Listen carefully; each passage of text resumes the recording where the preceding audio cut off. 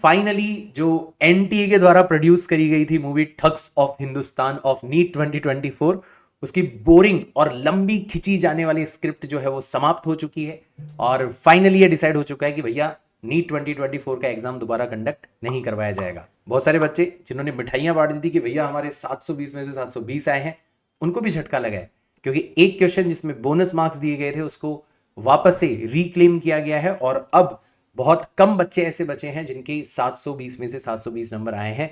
देखना होगा कि कोचिंग इंस्टीट्यूट्स वाले जिन्होंने बड़े बड़े पोस्टर छापे थे कि भैया हमारे यहां से भी फर्स्ट रैंक आई है, 720 में से 720 आए, क्या वो दोबारा छापेंगे कि नहीं यार, अब इस बच्चे के 715 या 716 नंबर आ रहे हैं। तो स्वागत है आप सभी लोगों का हमारे इस चैनल के ऊपर जिसका नाम है फिजिक्स मैन, और बात करते हैं कुछ इंपॉर्टेंट रिफॉर्म्स के बारे में जो कि नीट 2025 के अंदर इंट्रोड्यूस किए जा सकते हैं।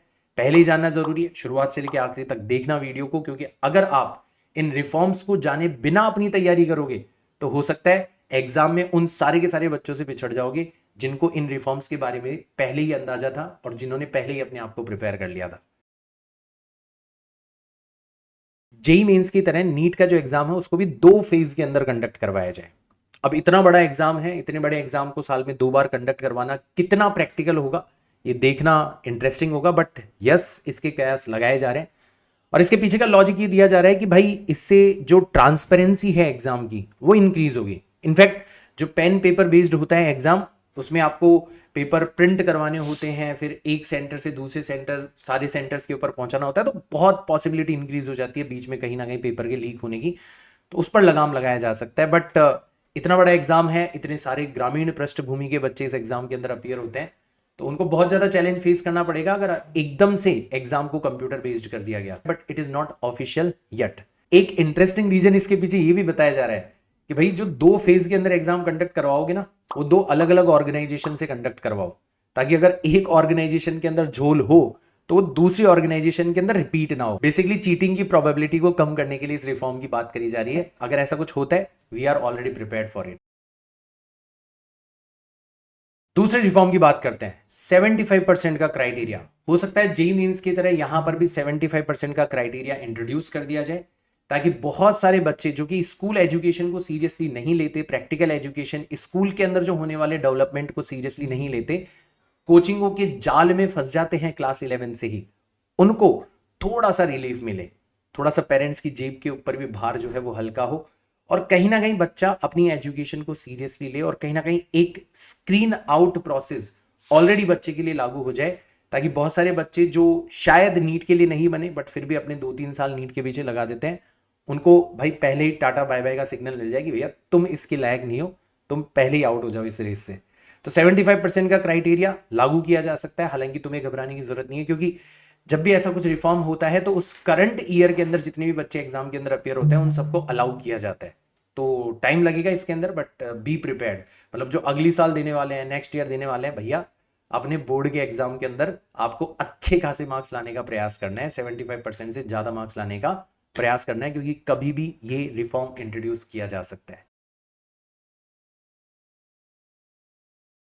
तीसरा, अटेम्प्ट्स को भी लिमिटेड करने की बात चल रही है।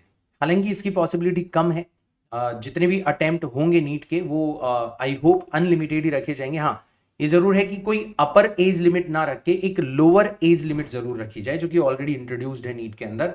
17 ईयर से कम एज के हो अगर आप, तो आप नीट के अंदर अपीयर नहीं हो पाओगे। तो इट इज ऑलरेडी देयर और इसको कंटिन्यू किया जाएगा। तो इसके बारे में भी नॉर्मली आप देखोगे इधर उधर बात करी जा रही है कि भैया एज लिमिट को फिक्स कर देना चाहिए या नंबर ऑफ अटेम्प्ट्स को फिक्स कर देना चाहिए। तो अभी इसके लिए कोई ऑफिशियल न्यूज या फिर कोई ऐसी बातचीत भी बाहर नहीं आई है, तो इसके बारे में अभी चिंता करने की जरूरत नहीं है हमें, राइट। सिलेबस को लेके बहुत सारी बात हो रही है। देखो, एनसीईआरटी ने ऑलरेडी अपना जो नई बुक्स पब्लिश करवाई है उसके अंदर सिलेबस को रिड्यूस कर दिया है, और आई होप जो एग्जाम होंगे अब आगे फ्यूचर में वो न्यू एनसीईआरटी के ऊपर बेस्ड होंगे, राइट। लेकिन हमको अपने आप को प्रिपेयर्ड रखना है, क्योंकि किसी केस में अगर मान लो आप जैसे इस बार हुआ कि आपने पुरानी एनसीईआरटी का हवाला दिया कि देखो पुरानी एनसीईआरटी में तो ऐसा कुछ लिखा हुआ है, नई एनसीईआरटी में ऐसा कुछ लिखा हुआ है, हमने तो पुरानी एनसीईआरटी से पढ़ाई करी है, ये सब कुछ अब नहीं चलेगा, राइट। आपको नई एनसीईआरटी जो लागू की गई है उसके हिसाब से अपनी प्रिपरेशन करनी है, और जो रिड्यूस्ड सिलेबस है उसको अच्छे से तैयार करना है। तो सिलेबस के बारे में वैसे क्लैरिटी तब आती है जब इंफॉर्मेशन ब्रोशर आता है, इंफॉर्मेशन बुलेटिन आता है नीट के द्वारा ऑफिशियली। तो लेकिन हाँ ये है कि पिछली बार जो एग्जाम कंडक्ट करवाया गया था उससे ये साफ साफ हो गया था कि जो एग्जाम कंडक्ट करवाया जाएगा वो न्यू सिलेबस के ऊपर बेस्ड होगा। तो नए सिलेबस के आधार पर आपको अपनी तैयारी करनी है और अपनी तैयारी को रिलेवेंट रखना है। और सबसे लास्ट जो सबसे ज्यादा सवाल बच्चे पूछ रहे हैं कि भैया अगली बार नीट का जो पेपर है वो भयंकर वाला डिफिकल्ट होने वाला है, क्योंकि इस बार इतने सारे बच्चों ने इतने अच्छे नंबर पा लिए। अब वो कैसे पाए हैं वो तो हमें भी पता है, बट पेपर इस बार का भी अच्छा था और पेपर का लेवल एकदम से बहुत ज्यादा इंक्रीज नहीं किया जा सकता। हाँ ये जरूर है कि नेक्स्ट ईयर जो एग्जाम होगा वो काफी स्ट्रिक्ट एंड फेयर माहौल के अंदर कंडक्ट करवाया जाएगा। तो इस बार जैसा इन्फ्लेशन हुआ है मार्क्स के अंदर वैसा आपको देखने को नहीं मिलेगा। कट ऑफ हो सकता है डिक्रीज हो जाए, पेपर के लेवल को भी हो सकता है थोड़ा सा मॉडरेट टू डिफिकल्ट लेवल का रखा जाए। यानी कि जैसे मान लो एग्जाम है, सिलेबस हो रहा है आपका, उसको रिड्यूस कर दिया गया, तो जो नए पैटर्न के क्वेश्चन है जैसे स्टेटमेंट बेस्ड क्वेश्चन हो गए, जैसे एआर बेस्ड क्वेश्चन हो गए, डायग्राम बेस्ड क्वेश्चन हो गए, इनको सिग्निफिकेंटली इंक्रीज किया जा सकता है पेपर के अंदर to make the paper slightly और moderately difficult than the previous years, ताकि बच्चे जो है वो जो अच्छे से प्रिपेयर कर रहे हैं, जिनकी कंसेप्चुअल नॉलेज बहुत साउंड है, वो ही अच्छा स्कोर कर पाए।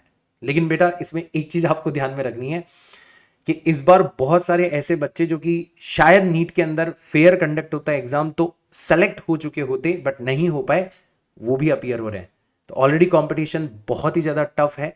तो एक जगह पर जहां पर पेपर को डिफिकल्ट करके, पेपर को कंडक्ट करवाने की फेयरनेस को इंक्रीज करके कट ऑफ को नीचे लाने का प्रयास किया जा रहा है, इस साल कम से कम वो प्रयास जो है वो सफल नहीं हो पाएगा, क्योंकि इस साल ऑलरेडी बच्चा दूध का जला हुआ है। ऑलरेडी उसको पता है कि भाई 650 से कम नंबर आए तो हो सकता है सिलेक्शन ही ना हो।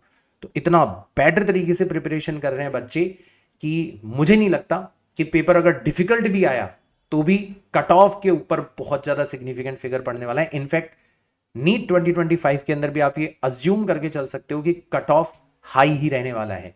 इसलिए नहीं कि पेपर आसान होगा, पेपर हो सकता है डिफिकल्ट हो जाए, इसलिए क्योंकि बच्चे जो हैं वो अपने आप को बहुत अच्छे से प्रिपेयर करके एग्जाम के अंदर जाएंगे। क्योंकि इस बार बच्चों को कोई भरोसा नहीं है कि भाई कट ऑफ कितनी रहने वाली है। तो I hope everyone will try for 650 plus marks, right. तो दिस विल लाइक, ऐसा होता है ना कि कोई भी एग्जाम को डिफिकल्ट करने के दो तरीके होते हैं। पहला कि उसका जो पेपर है उसको डिफिकल्ट बनाया जाए, उसके अंदर बहुत ज्यादा चेंजेस नहीं किए जा सकते एकदम से।